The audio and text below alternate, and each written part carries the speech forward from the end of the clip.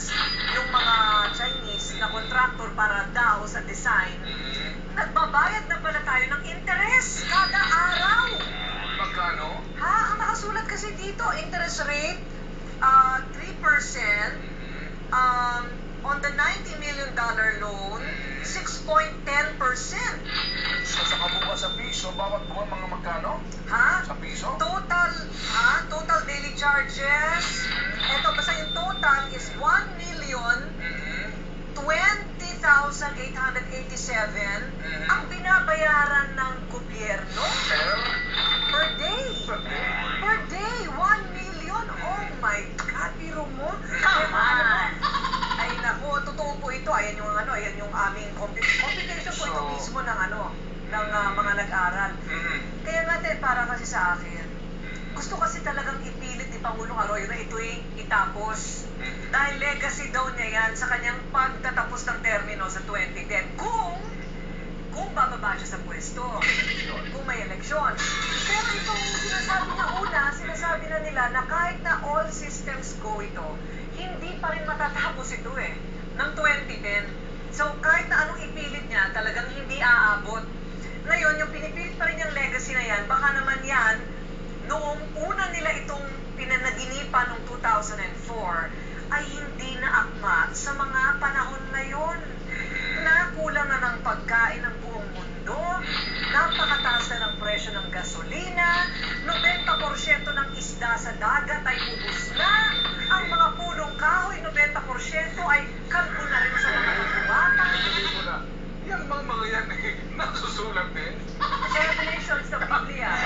Paano naman tayo dito Hindi na sinasabi ko, Ang sinasabi ko, itong North Railway Project pa rito ay importante pa rin ba ito sa buhay nating mga Pilipino sa mga panahon ngayon? Importante yan. Importante pa ba ito? Napupunta ka lang ng Clark, kaya naman ipambili mo na lang yan ng bigas, o kaya naman ipabigay mo na lang yan sa irigasyon para sa mga magsasaka? Pwede bang magpakahinahon ka muna? Mahinaw na ako nilagay na yun.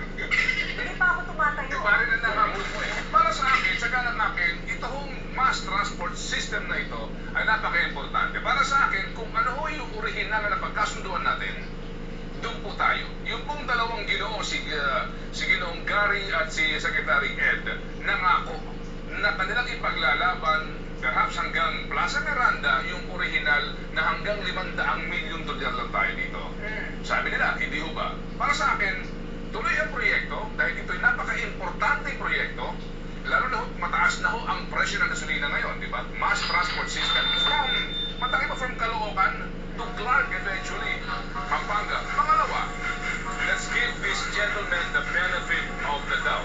Sila po ay nangako sa atin in public na sila po ay lalaban, na ipaglalaban po yung ating karapatan. Ngayon, sila pong dalawa ay nandyan pa kapag sila nawala na sa pwesto. Ibig sabihin, hindi na kaya ipaglaban ang ating karapatan. Sandali lang, habang sila naglalaban-laban kunwari dyan, nagbabayad tayo ng 1 million a day, 1 million a day habang binibigay natin sa kanila yung benefit of the doubt. Hindi lang benefit of the doubt ang binibigay natin sa kanila, binibigay natin sa kanila ang 1 milyong piso araw-araw sa ating pinaghihirapang mga buwis. Dapat ituloy yan kasi binayaran mo na sila Para sa akin, stop muna stop lahat. Talagang stop lahat habang pinag-uusapan yan dahil nagbabayad tayo ng interes ang ganyang kalaki.